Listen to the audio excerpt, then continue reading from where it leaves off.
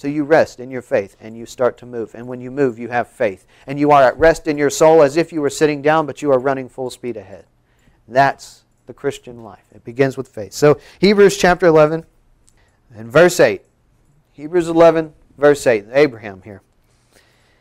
By faith, Abraham obeyed when he was called to go out of the place which he would receive as an inheritance.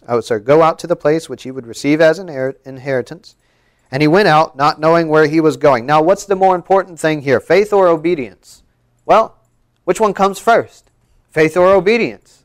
Do you obey and then you have faith, or do you have faith and that's why you obey? If you obey and you don't have faith, well, then that's not really obedience at all, because God says the righteous live by faith, not the righteous obey. Because, who is truly righteous? No one, not even one.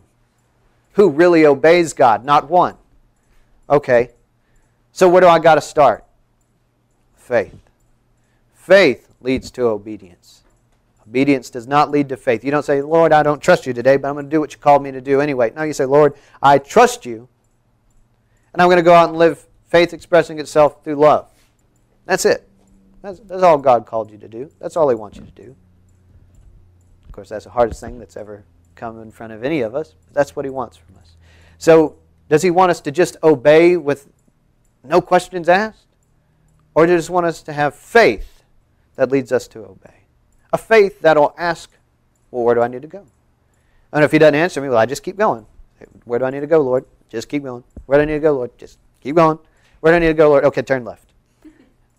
We don't know where He's going to take us. Abraham didn't know. God just said, go. And Abraham didn't say, Lord, I don't have faith that you're going to guide me, but I will obey you anyway. No, he didn't say that. He did not say that. He said, Lord, I have faith, and I'm going to do it. Now, was he always obedient? But did he always have faith? No. But at the moment he was called, he had faith, and he obeyed. And he said, okay, Lord, I'll go. I don't know where I'm going, but I'm going. Wait, so the moment that he was called by God, and he by faith heard, and he obeyed that call, as in he trusted God, he was God's child by faith. He was made righteous by faith. But did he always have faith, and did he always obey? So what we're going to do, and now I want to read this one more time, verse 8, and then I want to go back to Genesis. By faith Abraham obeyed. By faith, first faith, from faith to faith. By faith Abraham obeyed when he was called to go out to the place which he would receive as an inheritance. He went out not knowing where he was going. And so you're going to walk in uncharted territory because you're not a faithful being. You're a sinful being. And so when God calls you to have faith, it's uncharted territory. When God calls you to love by His strength, uncharted territory. God calls you to have patience. When God calls you to trust. When God calls you to be kind. When God calls you to be compassionate. When God calls you to be merciful. This is uncharted territory for your life. You have never been there. You have never done it. Now some of us may have, but it's not what we do all the time. It's not natural to us. The fruits of the Spirit are not natural to the flesh. But if we start with faith, they are natural to faith. They are natural to faith because faith leads us to be born of the Spirit. And the Spirit leads us to have more faith because He walks alongside us. And He guides us. And He leads us. And He lets us know that God is faithful even when we are not. Abraham went out not knowing where he was going. He was going into uncharted territory. But he went out anyway.